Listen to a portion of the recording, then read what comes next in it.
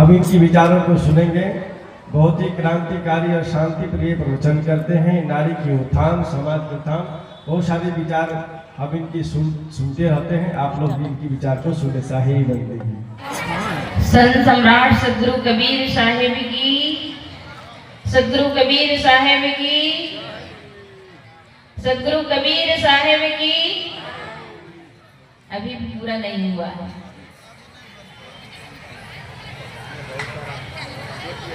सभी लोग हाथ खड़ा करके महान पुरुषों का जयकारा लगाएंगे। बोलिए सदगुरु कबीर साहिब की, सदगुरु कबीर साहिब की। बहुत बहुत धन्यवाद।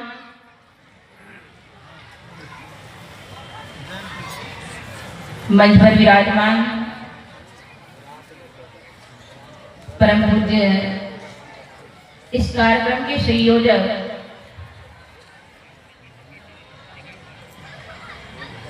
पूज्य महंत विद्यानंद साहेब जी, क्रांतिकारी विचारक अभी हम सब श्रवण कर रहे थे। कबीर मठ के महंत राम साहेब जी, कबीर धर्म भारत के महासचिव रमेश साहेब जी, कबीर धर्म भारत के कोषाध्यक्ष धर्मवीर साहेब जी, एवं हमारे संगीत कलाकार भाइयों बहनों, इस मंच पर विराजमान संत गुरुजन, निर्चिर विवेकी भक्त सज्जनों, ममतामयी करुणामयी प्यारी प्यारी माताएं, आप सबके बीच अभी हम सुबह से श्रवण करते आ रहे हैं बड़े बड़े विचारकों के माध्यम से। यह जो कार्यक्रम होता है किस लिए होता है? इस पृथ्वी तल पर असंख्य जीव हैं और असंख्य जीव में इसकी गणना नहीं की जा सकती है। लेकिन इतने असंख्य जीव में केवल मुक्ति का, कल्याण का जो अवसर मिला है वह किसको मिला है? केवल मनुष्य मात्र को। इस धरती तल पर असंख्य जीवों में केवल मनुष्य ही अपने मुक्ति का काम कर सकता है, कल्याण का काम कर सकता है। इस मानव जीवन को पाने के लिए रामायण में कहा गया है, बड़े भाग्य मानुष तन पावा, सुर दुर्लभ सदग्रंथ ही गावा। बड़े भाग्य से मानव का तन मिलता है और इस तन को पाने के लिए बड़े बड़े ऋषि मुनि तपस्वी सभी लोग तरसते हैं। और इसको किसने कहा है? बड़े बड़े ग्रंथ भी इसको प्रमाण देते हैं कि इस मानव जीवन को पाने के लिए सब तरसते हैं। और दूसरी तरफ आप सब कहते या सुनते भी होंगे, ये बड़ा दुख की बात है, यदि हम मानव जीवन में आकर दुखी से हैं, पीड़ित हैं, शोकित हैं, तो ये मानव जीवन का पाना फिर सौभाग्य कैसे हुआ? यदि सौभाग्य मिला है तो हम इसको कैसे जिए? आज हर घर में, हर परिवार में, हर देश में, हर राज्य में, सभी जगह लड़ाई है। लड़ाई किस लिए है? अपने को ना समझने के कारण, सतगुरु कबीर साहब ने कहा है, अपने करी गए रावणा अपने दशरथ नाथ। बीजक ने कहा है, अपने करी गए रावणा अपने दशरथ नाथ। रावण मेरा मेरा कहकर के इस दुनिया से चले गए, और राजा दशरथ भी। लेकिन इन दोनों के जाने में फर्क है, और इन दोनों के मानने में भी फर्क है। रावण के पास बुद्धि बहुत थी, और बुद्धि उतनी थी कि उस समय उनसे कोई परास्त नहीं कर सकते थे। उनको धन का, पद का, परिवार का कितना घमंड था, और राजा दशरथ को परिवार का। वो मोह के कारण इस दुनिया से, वो भी मेरा मेरा मेरा परिवार कहते इस दुनिया से चले गए। मैं और मेरा का बीच जो आता है, यही मनुष्य के लिए बंधन है। मैं और मेरा के बीच नहीं आना चाहिए। क्या नहीं आना चाहिए? मैं हूं, बस इतना सही है। मैं हूं। मैं कौन हूं? एड़ी से चोटी हमारा जो एक 5 तत्वों का जो शरीर दिख रहा है, इसको हम मान लेते हैं कि मैं यही हूं। क्या हम ये 5 तत्व से बना हुआ शरीर, क्या यही है हम? ये 5 तत्वों का निर्माण कैसे हुआ, और इस 5 तत्वों को संचालित करने वाला कौन है? कभी हम विचार कर पाते हैं? ये 5 तत्व से बना हुआ हमारा शरीर केवल जड़ है, लेकिन इस जड़ शरीर में जो हम बोल रहे हैं, देख रहे हैं, सुन रहे हैं, समझ रहे हैं, इसको समझने वाला कौन है? आंखें तो देख रही है, कान सुन रहा है, हाथ पैर से हम क्रियाएं कर रहे हैं, हमारे 5 ज्ञान इंद्रियां काम कर रही है, 5 कर्म इंद्रियां काम कर रही है, लेकिन इस कर्म करने वाले, इसको संचालित करने वाला कौन? कभी हमने सोचा? क्या उस मंदिर में बैठे हुए देवी देवता हमारे शरीर को संचालित करता है? कहीं देवी देवता किसी का शरीर को संचालित नहीं कर सकता है, न ही हमारे दुख सुख को मिटा सकता है। दुख सुख को मिटाने वाला और दुख सुख का निर्माण करने वाला कोई और नहीं है। दुख सुख के निर्माता हम स्वयं हैं। अपने ही कर्मों से हम दुख सुख का अनुभव करते हैं। दुख सुख कोई बाहर नहीं है।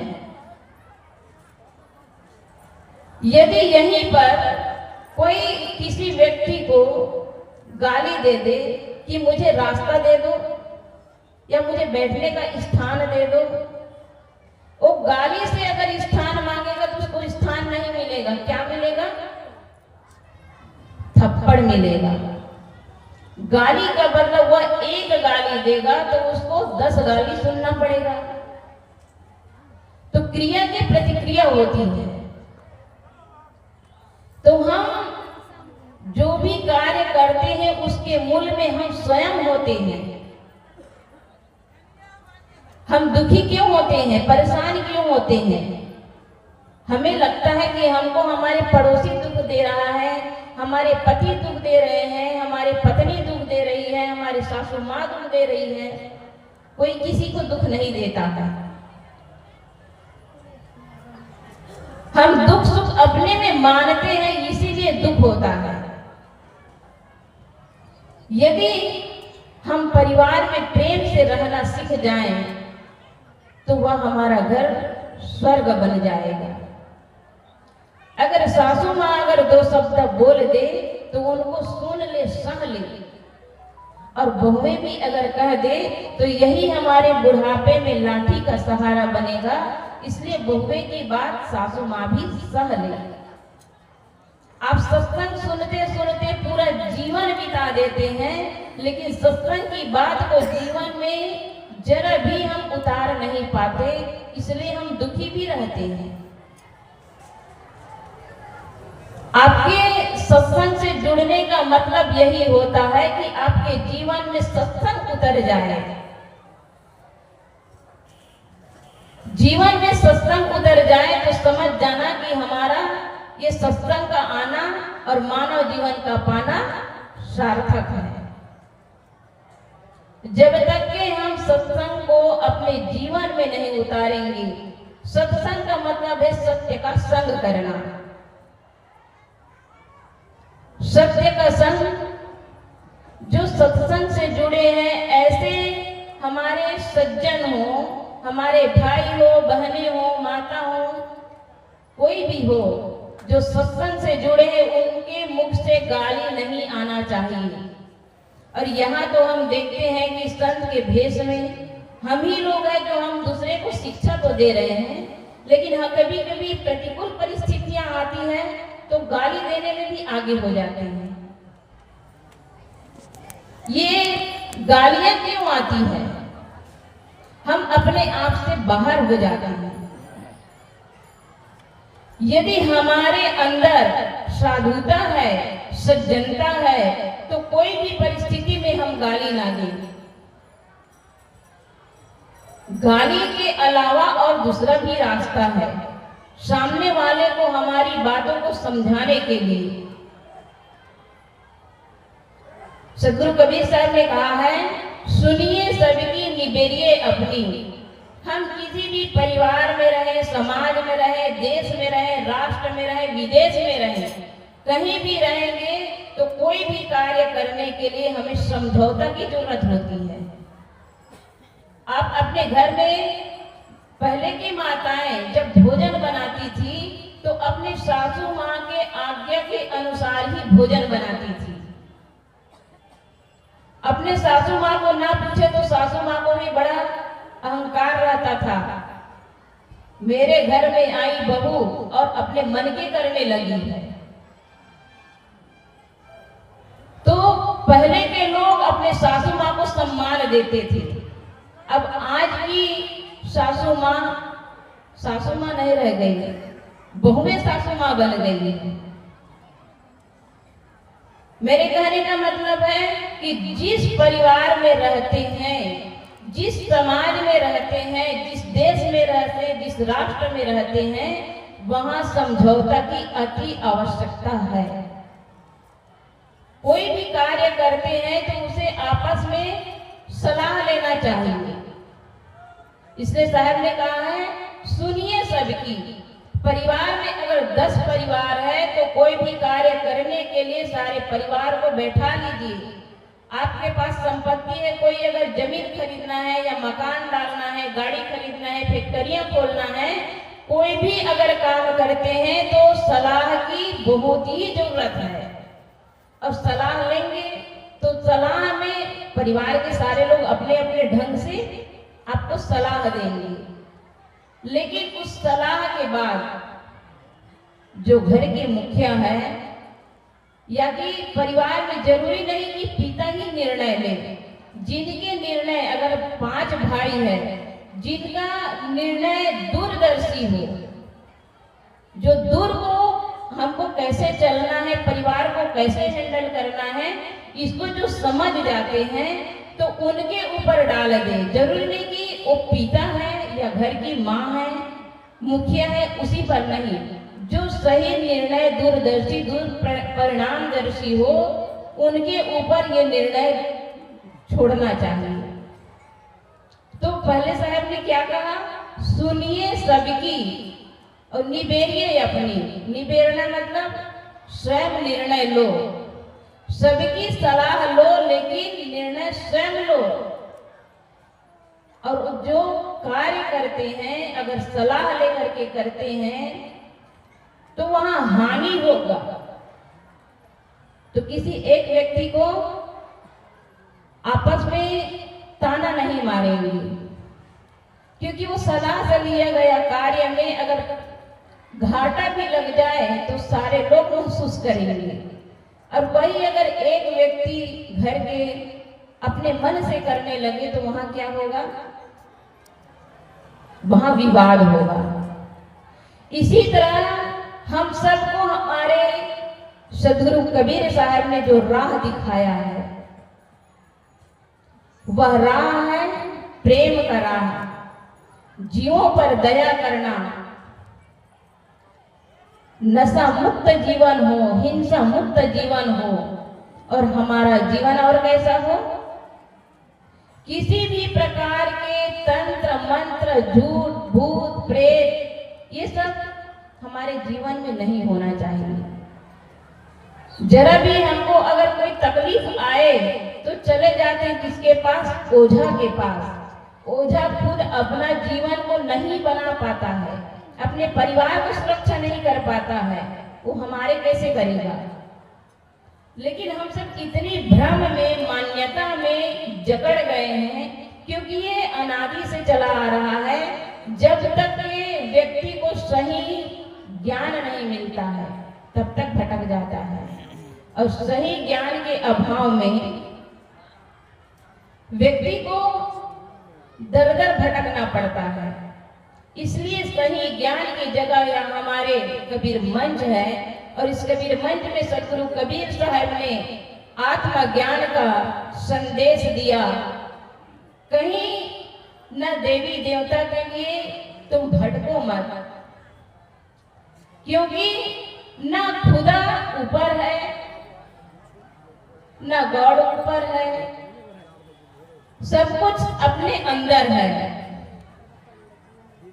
सब कुछ अपने अंदर है। आप सभी प्राणियों में उस भगवान को देखें, और उस भगवान को देख करके अपने परिवार के लोगों को भगवान मान करके उनके साथ समता, एकता, प्रेम, संगठन का व्यवहार करते हुए अपने जीवन को धन्य बनाएं। बोलिए सदगुरु कबीर साहिब की जय।